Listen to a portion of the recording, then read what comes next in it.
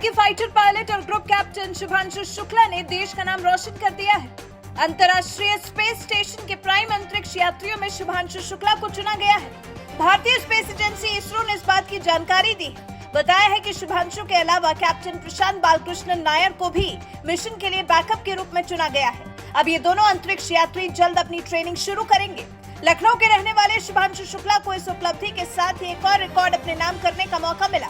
शुभांशु शुक्ला अब अंतरिक्ष में जाने वाले 5वें भारतीय मूल के अंतरिक्ष यात्री बने हैं। शुभांशु शुक्ला भारतीय वायुसेना में विंग कमांडर हैं। इसी साल 17 फरवरी को पीएम मोदी ने तिरुवनंतपुरम विक्रम साराभाई स्पेस सेंटर में गगनयान मिशन के लिए विंग कमांडर शुभांशु शुक्ला के नाम की घोषणा की थी।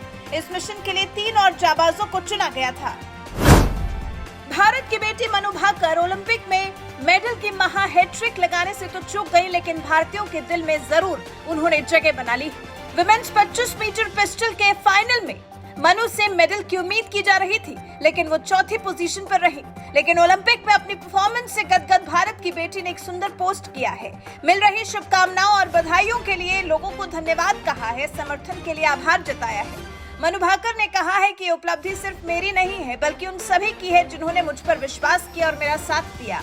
मेरे सभी शुभचिंतकों के साथ अपने देश के लिए सबसे बड़े मंच पर प्रतिस्पर्धा करना और प्रदर्शन करना मेरे लिए बहुत गर्व और खुशी का क्षण है। आपका प्रोत्साहन मेरे लिए बहुत मायने रखता है। पेरिस में मेरे अभियान का एक कड़वा मीठा अंत, लेकिन टीम इंडिया की सफलता में योगदान देकर खुश हूँ। जय हिंद। महाराष्ट्र की राजनीति फिर एक बार दिलचस्प मोड़ पर आकर खड़ी हो गई है। राज्य में जब फिर एक बार जल्द विधानसभा चुनाव होने वाले हैं, तो हर कोई जैसे खुद को फुल फॉर्म में दिखाने का प्रयास कर रहा है, लेकिन भाषा की मर्यादा का उल्लंघन करके। शनिवार को एक कार्यक्रम के दौरान पूर्व सीएम उद्धव ठाकरे ने राज्य के डिप्टी सीएम देवेंद्र फडणवीस को खटमल कह दिया।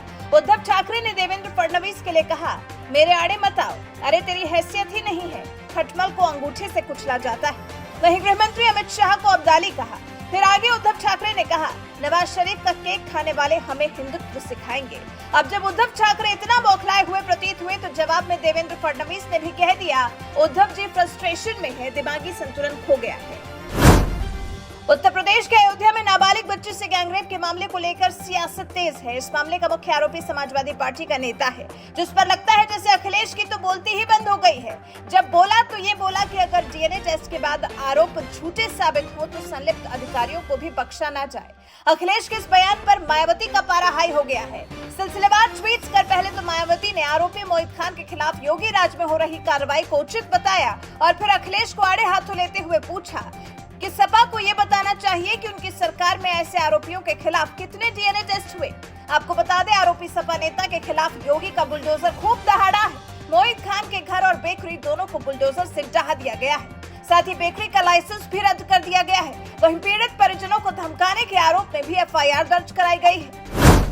जम्मू कश्मीर में दिनों दिन बढ़ रही आतंकी गतिविधियों के चलते गृह मंत्रालय ने बहुत बड़ा फैसला लिया है। गृह मंत्रालय ने बीएसएफ के महानिदेशक नितिन अग्रवाल को पदभार से हटाने के बाद उनकी जगह पर आईपीएस अफसर दलजीत सिंह चौधरी को बीएसएफ का नया डीजी बनाया है।